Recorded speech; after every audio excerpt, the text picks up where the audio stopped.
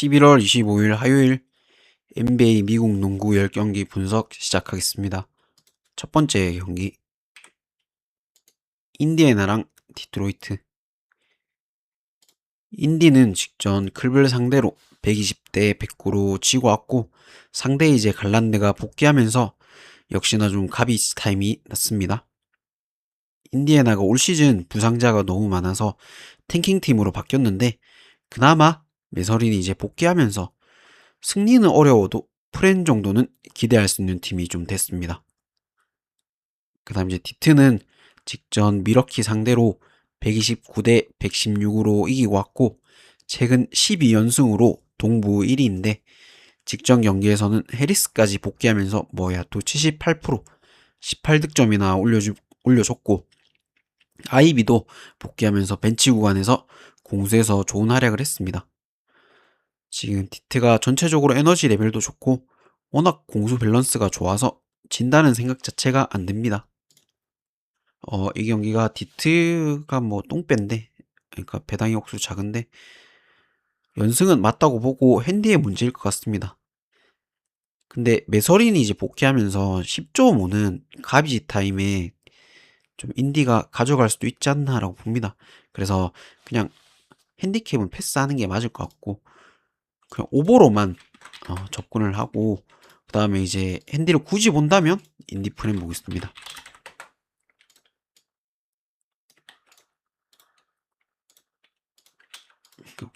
10.5란 기준점은 아마 좀 왔다 갔다 하면서 어렵지 않겠나 생각합니다. 맞추기가. 그 다음 경기는 토론토랑 클리블랜드.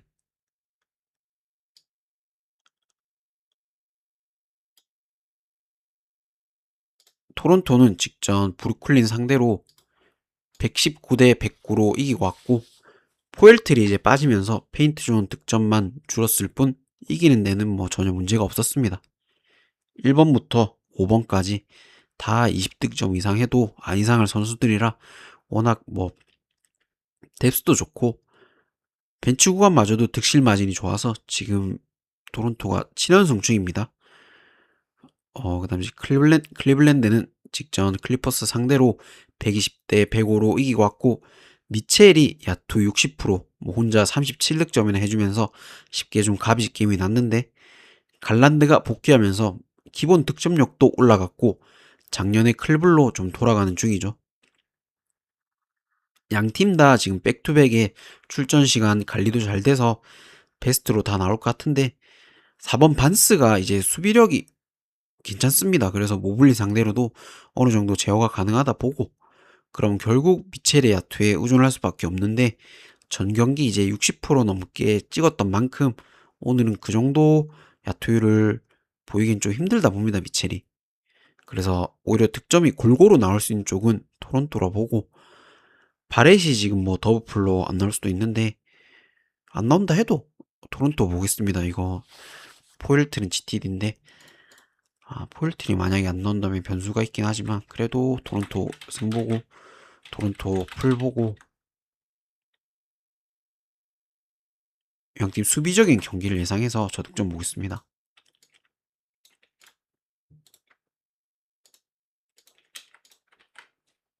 그 다음 경기 브루클린이랑 뉴욕 닉스. 브루클린은 직전 토론토 상대로 119대 109로 지고 왔고 벤치에서 마티니 이제 26득점이나 해주며 팀 내 최고 득점을 해줬고 마포주까지 야투 50%를 찍으며 프레를 냈습니다. 사실상 승패보다는 이게 마포주 야투가 들어가냐 안 들어가냐에 따라 프렌 마인 정도로만 생각하면 될 것 같습니다. 올해. 그 다음에 이제 뉴욕은 직전 올랜도 상대로 133대 121로 지고 왔고 아누노비의 공백이 이제 너무 크게 느껴졌습니다. 방캐로 없는 올랜도 상대로도 133점을 줄 만큼 수비 자체가 안 됐고 4쿼터 클러치 때마다 바그너를 못 막으면서 결국에는 졌습니다. 이 경기가 뉴욕의 승은 보지만 핸디가 14.5인데 브룩 홈에서 지금 아누노비 없이 극복하기에는 좀 무리라고 봅니다. 올 시즌 한 차례 맞대결에서 30점 차 넘게 뉴욕이 잡았지만 오늘 이제 원정 경기고 올 시즌 뉴욕의 원정에서는 지금 1승 5패로 뭐 브루클린보다도 오히려 뭐 승률이 안 좋습니다. 그래서 브룩프렌과 뉴욕의 수비가 최악이기에 다득점 보겠습니다. 하고 승은 뉴욕 승 보고 브룩풀 보겠습니다.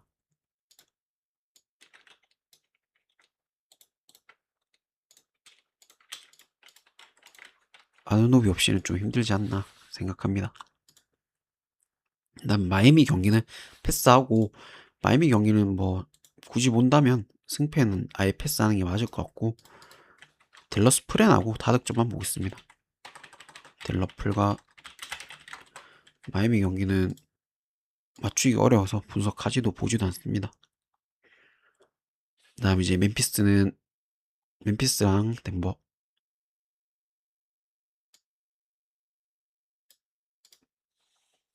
멤피스는 직전 댈러스 상대로 102대 96으로 이기고 왔고 지금 자책주가 빠지면서 뭐 득점에서는 공백이 느껴졌습니다. 근데 이디가 이제 리바운드를 뭐 압도하면서 연승을 했는데 사실 뭐 경기력이 좋아서 이긴 건 아니고 직전 댈러스전 뭐 누가 더 탱킹에 가깝나 매치 정도로 생각해야 될 것 같습니다. 거기서 이제 댈러스가 더 가까워서 멤피스가 이겼다 정도로만 딱 생각하면 될 것 같고 다음 이제 덴버는 직전 세크 상대로 123대 128로 지고 왔고 백투백의 덴버는 사실 작년에도 그렇고 좀 무적에 가까웠는데 오히려 뭐 역배가 났죠. 근데 이걸 뭐 그냥 한 경기 정도 사고로만 생각하면 될 것 같습니다. 더 베스킷볼 이제 서부르기 클러치 때마다 뭐 농구 그 자체의 모습을 보여주면서 아무리 덴버라도 서부르기를 막을 수가 없었습니다. 이 경기가 고드는 이제 아웃이고 자책주는 돌아올 가능성이 높죠. GTD랑 승패야 뭐 수비가 덴버로 잡을 수 있겠는데 이 핸디가 벤치 구간에서 오히려 뭐 맨피가 좀 좁힐 수 있다고 봅니다. 강팀 상대로는 오히려 뭐 덴버 수비 집중력이 끝까지 좀 최상입니다. 진짜 뭐 좋은 편인데 이게 가비지로 갔을 때는 멤피스가 좀 좁히며 핸디는 오히려 8.5라면 멤피스를 보는 게 맞지 않나 생각합니다. 그래서 뭐 일반 승은 당일 덴버를 보고 멤피플과 어, 저득점 보겠습니다. 뭐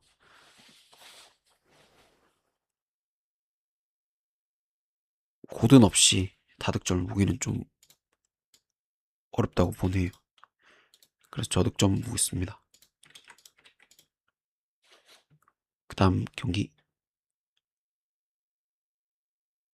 미러키랑 보틀인데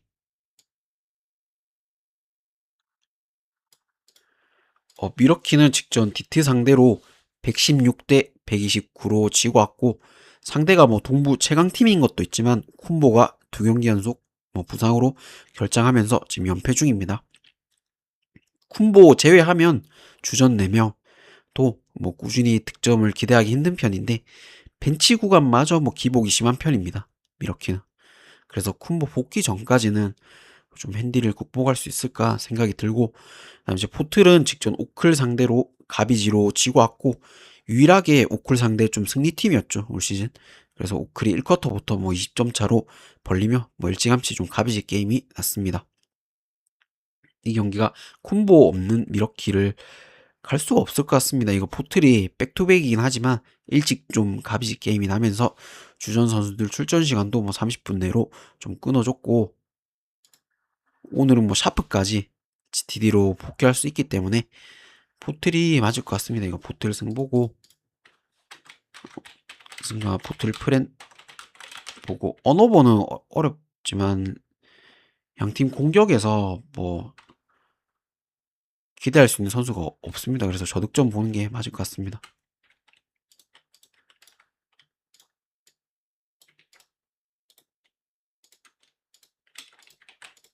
콤보 없이는 못 간다고 생각합니다.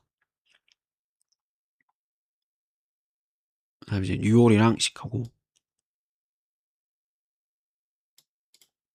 뉴올은 직전 애틀 상대로 98대 115로 지고 왔고 사실 뭐 자윌이 나오면 자이언트 윌리엄슨이 나오면 뭐 아이솔레이션 득점으로 프렌 정도는 기대할 수도 있고, 안 나오면 뭐 답답한 공격력에 자멸하면서 프렌도 기대할 수 없는 팀입니다. 지금 뉴올은. 그다음에 시카고는 직전 워싱턴 상대로 121대 120으로 이기고 왔고, 화이트가 뭐 복귀는 했지만 오히려 없는 게 나은 경기력을 보여줬고, 상대가 4쿼터에 좀 탱킹 행동하면서 겨우 승리를 거뒀습니다. 지금 자윌이 뭐 선발 예상이죠. 인저리 리포트 없기 때문에 오늘 복귀한다고 보면 뭐 시카고의 페인트존 충분히 공략 가능하다 봅니다. 시카고의 정배는 항상 의문이 있고, 그래서 승패를 아예 패스를 하고 뉴올 프렌의 뭐 다득점 정도로만 보는 게 맞지 않나 생각합니다. 뉴올 프렌의 다득점 보겠습니다. 뉴올은 믿을 만하지 못하지만 그래도 자일이 오기 때문에 시카고의 페인트존을 공략 가능하다 봅니다.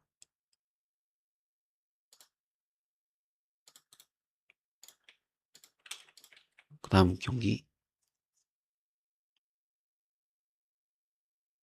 피닉스랑 휴스턴. 피닉스 피닉스는 직전 사당 상대로 111대 102로 이기고 왔고, 그린하고 이제 알렌이 부상으로 좀 빠지면서 득점에서는 공백이 있지만 전체적으로 피닉스가 지금 선수층이 점적으로 해서 수비 에너지 레벨이 너무 좋습니다.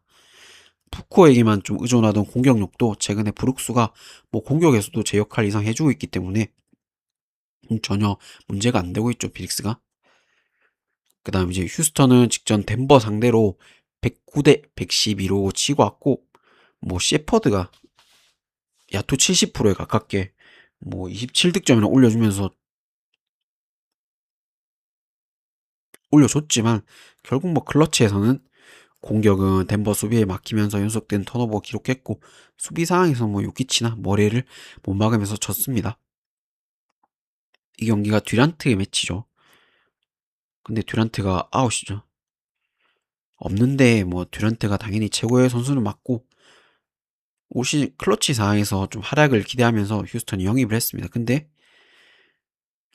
턴오버도 많았고 전체적인 야투도 좀 떨어지면서 기복이 있는 모습을 올 시즌 보여줬죠, 듀란트가. 오늘 듀란트가 없는 게 오히려 작년에 휴스턴 에너지 레벨로 좀 밀어붙이며 잡을 수도 있지 않겠나 생각합니다. 이게 5.5 기준점에 참 피닉스 프렌이 좋아 보이는데, 오히려 이런 경기에 휴지 마인까지도 보고 작년에 그런 수비로 잡았듯이 오늘 수비로 잡지 않겠나 생각합니다. 휴지 마인, 휴지승, 저득점 이렇게 보겠습니다. 듀란트가 없지만 오히려 수비가 살아나며 클러치 상황까지도 안 가지 않겠나 봅니다.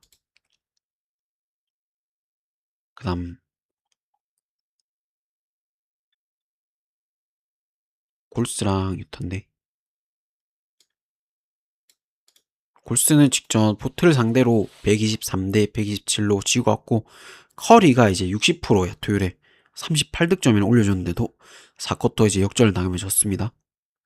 수비로 이제 골스가 풀어나가야 되는 팀인데, 어, 포트를 상대로는 뭐 5번 클링원 제외하고는 뭐 20득점 이상 넘길 수 있는 팀인데도 뭐 공격으로 붙으니 이길 수가 없었죠.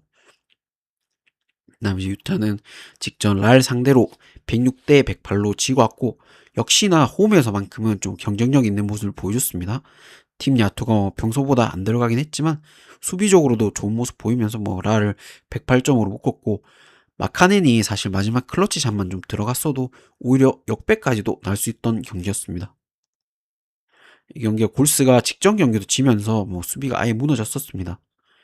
오늘은 근데 같은 실수를 좀 반복 안 할 거라 보고, 경기 끝나고 커리하고 뭐 버틀러 인터뷰로 팀 내 수비를 지적했을 만큼 오늘은 좀 젊은 선수들 다 적극적으로 수비할 거라 보고, 유타 역시 원정에서 오히려 홈보다 실점이 적습니다. 그래서 이 경기는 저득점을 먼저 보고, 핸디캡은 14.5는 아무리 수비적으로 풀어나간다 해도 골스의 최근 경기력을 보면 조금 극복하기 힘들지 않겠나. 그래서 유타 프렌 이렇게 보고 있습니다.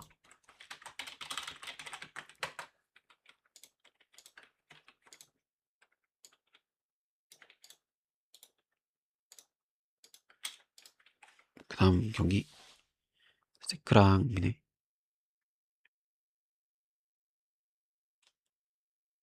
세크는 직전 덴버 상대로 128대 123으로 이기고 왔고, 뭐 말을 안 듣던, 시즌 내내 말을 안 듣던 슈레더 야투가 75%나 찍으면 21득점, 팀 내 최고 득점을 해줬고, 클러치에서는 뭐 더 베스킷볼 서부룩이 하락하면서 오히려 역배가 나면서 8연패를 끊었습니다.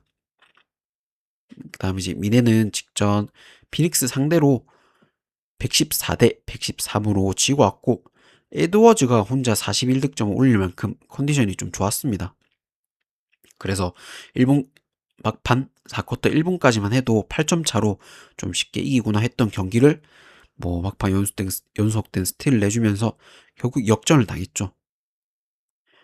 이 경기가 올 시즌 두 번 붙어서 두 번 다 미네가 핸승을 거뒀습니다. 올 시즌에만.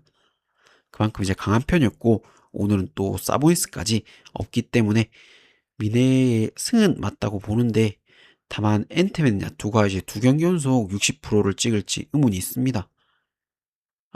올 시즌이 이 경기가 찾아보니까 마지막 맞대결이던데, 올 시즌 맞대결 세 번 다 미네가 마인을 가져가지는 않겠나 생각합니다. 미네의 승은 모지만 마인은 힘들다 보고, 세크 프렌가 저득점 보겠습니다. 세크플과 저득점 이렇게 보고, 승은 미네의 승이죠. 승 패스하겠습니다. 그냥 또 세크가 또 저번 경기처럼 서부룩이 갑자기 또 폭발할 수도 있기 때문에 아예 뭐 세크 프렌 쪽으로만 보는 게 맞을 것 같습니다. 아무튼 들어주셔서 감사하고 구독, 좋아요 부탁드리겠습니다.